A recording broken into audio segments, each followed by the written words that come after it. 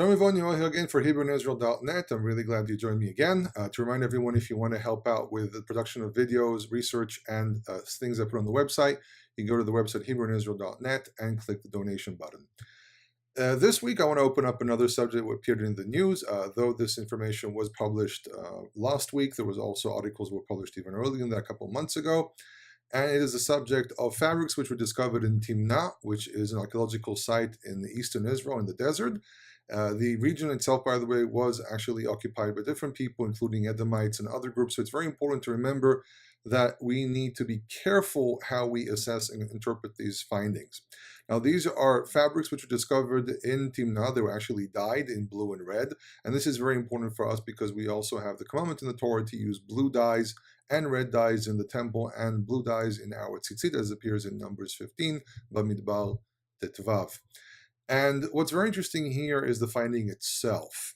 First of all, the shade of the color of the blue is actually very similar to the type of blue we would use today, and the red is the same type of red that we call it today as well. This is a very important thing because there are two main subjects here which are important to this subject. First of all, what is the origins of the blue dye, and also what exactly is the shade or specific color of the blue dye. There are many moving parts here, so I hope I'll be able to explain this in great detail. We'll start actually, I think, from the end. The end subject is the function of the murex in this discussion of the blue dye. Anyone who's ever researched this thing, especially in the Talmudic sources, knows that there is discussion there about a creature known as the chilazon, which is a generic word for anything which is snail-like with a shell. In other words, anything which can be described as a mollusk or shell-like creature, and this is why it's referred to as chilazon. And the chilazon is a creature which, there's a lot of legends connected to it. It appears once in 70 years and things like that. However, what's really most important here is the fact that we actually know that in First Temple period, Second Temple period, and even all the way to about 300 years ago, a blue dye was produced from a mollusk that is common in the Mediterranean. Now, this mollusk, by the way, is protected here in Israel. Therefore, anyone who produces the blue dye from this mollusk is importing it from Spain or Italy or Greece. And I actually had the pleasure of going to the factory who produces the Tekhelet used from the murex, which is in Mishor Edumim, northeast of Jerusalem. And what's very interesting about this dye is this dye actually dates back into the First Temple. However, this dye comes from an unclean animal, which has sparked some discussions with Karaites who refuse to use a dye based on an animal which is unclean, which is, by the way, understandable, but there is a problem with that. We'll get to that later on. This blue dye is very durable, only clings to wool, does not cling to anything else, and that's also very important. And its chemical composition requires exposure to sunlight to burn a substance known as brom, which is a red color inside the dye that's found in the fluid found in the gland in the murex, that burns out when you expose it to sunlight. If you don't expose it to sunlight, it comes out more purple, and that's a very interesting subject by itself, because if that's purple, then why do we actually have red as the dye for argaman? Now, this dye as well is very expensive. That's also another very important point. A very expensive dye was something that most people couldn't put their hands on because most people were poor, which raises questions. So how can everyone produce tzitzit with such a dye? Now, these are obviously very theoretical questions because in truth, we don't know the exact reality of clothing back then, especially no clothing or full clothing belonging to an Israelite was ever discovered with the tzitzit, but we do have wool drawings, wool paintings from Egypt, for example, that depict Canaanites, and I'm doing this deliberately because these are probably Israelites, that do have a blue thread in their tzitzit in four corners, and they're actually part of the garment. You can go look this up on Wikipedia or any other. You just go Google it. You'll find a picture of Canaanites in Egyptian art, and you'll see the threads on the clothing. And what's really important here is to realize that the murex, though it is a First Temple dye that carried on for a very long time, it was first of all Phoenician. Phoenicians were the ones who perfected this art. And this dye was so expensive that it was actually used to pay taxes. King Hezekiah in the Sancheriv prism. It's a little thing about this big. I've actually seen the original. Describes that King Hezekiah, Chizkiyahu, paid him taxes, and one of the things in the taxes were blue dyes. So this was something that more royalty or very wealthy people will have in their collection, which raises questions: what did the common person do? Uh, Now going to the other possible dyes that we have. So the dye discovered in Timn'a was actually plant-based, which is really, really important because the term argaman seems to have come from Sanskrit, from ragaman. The term Tekhelet seems to come from an Akkadian word, which is takiltu, and it is possible maybe to trace the name of most of the dyes, or at least these two dyes, to the east. In the East, especially in India, the dyes that they would use were actually based on plants. So one of the questions that's raised here is Tekhelet really a color or a colorant? Now, again, I have to stress this, that this finding only gives us insight about certain garments in a very, very specific location. However, it does give us insight to the fact that plant-based dyes were used here. And in truth, no fabrics with the murex were ever discovered until a much later period, where it became mandatory to use the murex for tzitzit. This is late Second Temple and even post Second Temple period. To point out, by the way, the industry of the blue dye in the land of Israel was destroyed by the Arabian conquest, or the Muslim conquest of the region. But that's an entirely different subject, because it's an argument of when did antiquity end. The theories by Perron, who argued that it happened because of the Muslim conquest, while others claim it wasn't.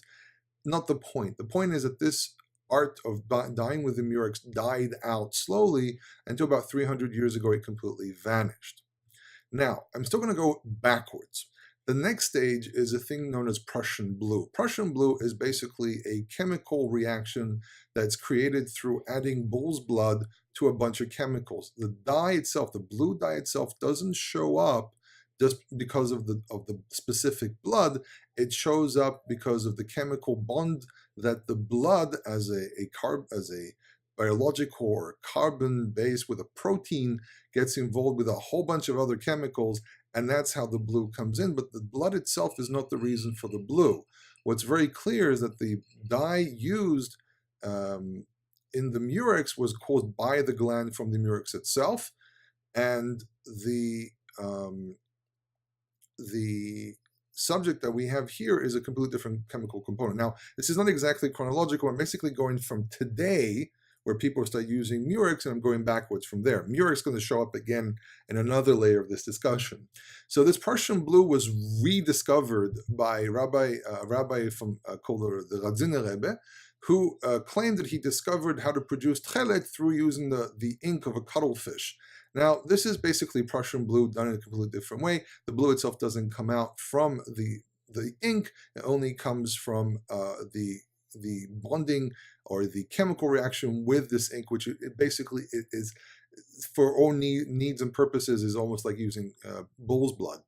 So we have what's known as the Radzin blue, which is the cheaper type of blue that you can buy, which costs a few dollars, or a few 40, 50 shekels. You can buy it online. And this is a blue that, by the way, comes off on your fingers, but there's actually a reason for that. It's because they dye the strings themselves, the cords themselves, and not a fabric, not a raw piece of wool. So it comes off on your hands, not because the dye is not good, it's because the way they dye it.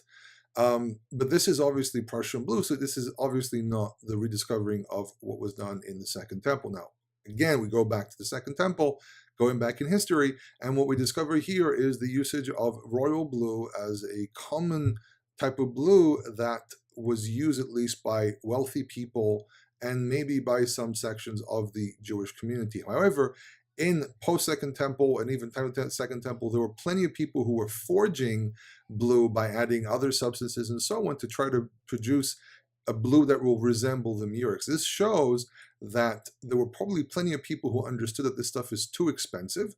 And the question is, why were the forging done? One possibility is to sell fake fabrics to make a lot of money off of it. But the other side of it as well is for people to produce a blue that was cheap enough to sell in the market for Jews who were trying to put Tekhelet in the tzitzit. The problem we have here is that we only have the rabbinic side of the discussion and not maybe other opinions that disagreed with them. So we only have a one-sided discussion here that causes a lot of difficulty actually knowing what was going on historically. Now, the Karaites, for example, want to argue that the blue cannot come from Murex because the Murex is an unclean animal. Now, this is an interesting argument. However, we need to remember that Tola'at Shani, by definition, also comes from an unclean animal, just for the fact it's called Tolat. Tolat is a worm, or in this case, another word for any type of thing which is a bug. And Professor Zohar Amal did a research, I think back in 2002, which proved that Tolat Shani comes from a very specific critter, or kind of almost like a tick that grows on the bark of oak trees, if I'm not mistaken, which produces an orange color. So we actually know that dyes which are produced from unclean animals were permissible inside the temple, but the fact it's called Tolat Shani, unless you want to argue that Tolat Shani is a general name for anything which is orange, and if you can produce a yellow, orangey, or even bright reddish orange color, will still be named Tolat Shani. That is a possibility. However, if that's the case, this is going to add to what we have to say about the discovery in Timn'a. So we go back, and we really don't have too many fabrics from the first temple period, and we don't really have much of murex even from the second temple. So the number of findings of actual fabrics is very, very low. We do have drawings, for example, from Dor Europos, which contain colors and things like purples and reds and blues and things like that. However, it doesn't give us insight of what was actually used. This is, I think, as far as I know, the first time, this finding from Timn'a is probably the first time ever in history where a blue and red dye were discovered, and they actually were successful in analyzing where the dye came from. Now, to remind everyone again, the names for the red and blue dye, or Tekhelet and Argaman, are actually words that probably came from the east, which indicate also the origins of what these colors are. Now, it's difficult to understand exactly what the Torah is saying here when it comes to the color, because it could be a color, it could be a colorant, and this depends on a lot of different things. However, here are a few points to think about.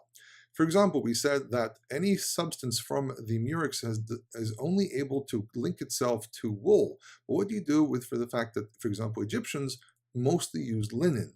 People in the land of Israel would use linen during the summer, not necessarily wool. So when they came out from Egypt, did they use wool or did they use linen? Were the Egyptians actually interested in using wool? It's a whole subject by itself, which requires a discussion with an Egyptologist. However, what we have here is an indication that actually plant-based dyes were used in the land of Israel on other fabrics, though I think most of these fabrics were also made out of wool. It does not deny the possibility that the blue based on plants was actually used in the land of Israel for other things as well. So it's very difficult to know exactly what was done. We have to be very, very careful with this discussion. However, what it does give us is actual insight, actual fabrics which were discovered from the time of the first temple. These fabrics are dated for about 3,000 years ago, which is around the time of the judges, maybe towards the beginning of the kingdoms.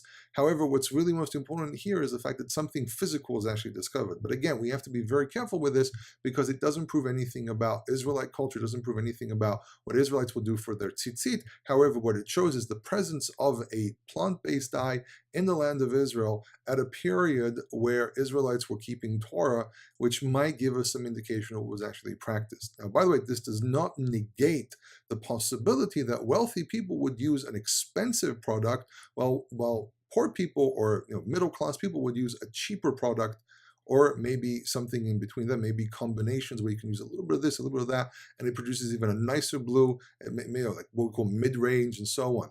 So again, this is most important thing, for at least for me, is two facts.